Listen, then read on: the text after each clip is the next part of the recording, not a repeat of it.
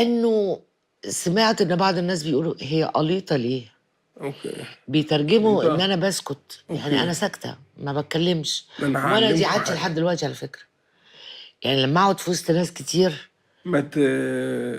لا مش في الاول، بس لحد لا ما حد ينكشك. بس خلاص اصل انا خلصت. عملت كده معاكي، كنا اتش دبور ولسه كنا، فجأة بقت قعدات الهطل كله، بقينا احنا عاملين فيلم لوحدينا والصحوبيه جدا. جدا، بقينا احنا اه مع نفسنا في اتش اه دبور. ده ايه ده؟ مين اه دول؟ اه ما هو انا كده بقى ابقى اشوف بس الشخصيات ايه، وافضل ماسكه نفسي وافضل وتمام. ماسكه نفسي. في يلا هبل. في هبل يلا خدوني بينا معاهم. جدا يعني.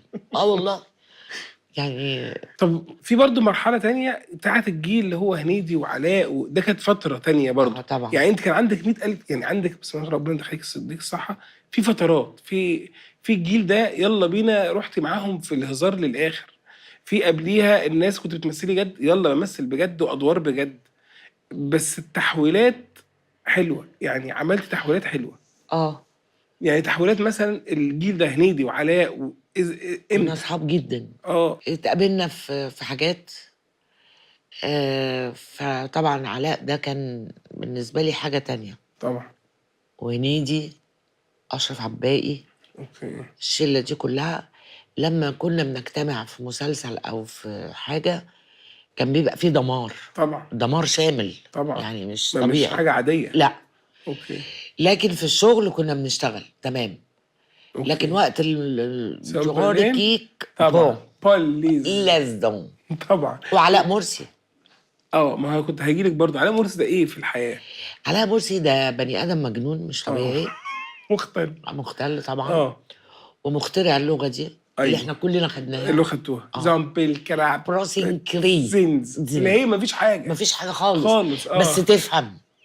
يعني انا لما اجي اقول لك بتوصل حاجة. معتز لو سمحت طب بروسينكيكا بعملها بعملها. حاضر. اه غريبة انا بعملها طيب الكومباني ستينج.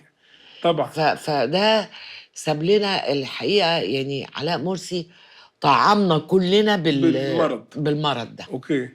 فطبعا كنا على طول مع بعض، يعني واكلين شاربين وكانوا. وحكايات وقصص وناس واصحابك، وتحكي لهم مشاكلك وتحكي لهم طبعا كل حاجه. طبعا وعارفين عنك كل الحياه وكل حاجه. كل حاجه ولا يمكن نخبي حاجه عن بعض.